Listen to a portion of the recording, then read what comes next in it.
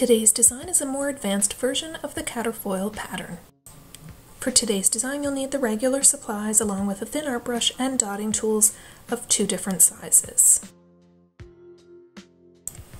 Beginning with your base color that's already fully dry, you're going to start adding your dots to your nail using the larger of your 2 dotting tools.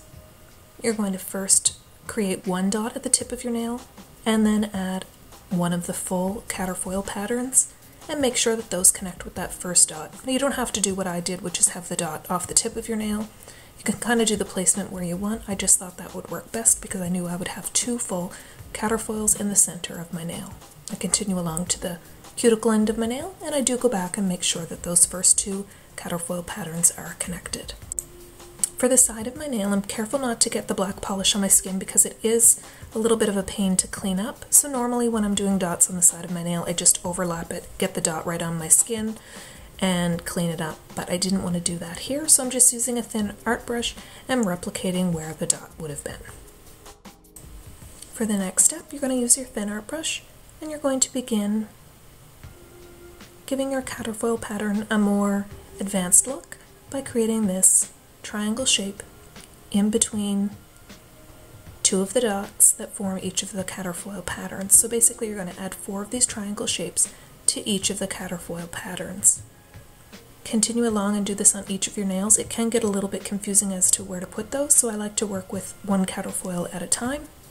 When you work on the side of your nail where it's just a partial pattern, remember to still add in those little triangle shapes as well.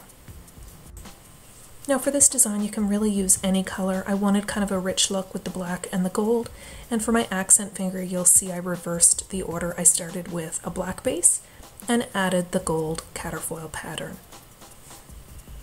So once your Quatrefoil pattern is complete and you're happy with that, allow it to dry, and you're going to go in with the next step to get your outline look.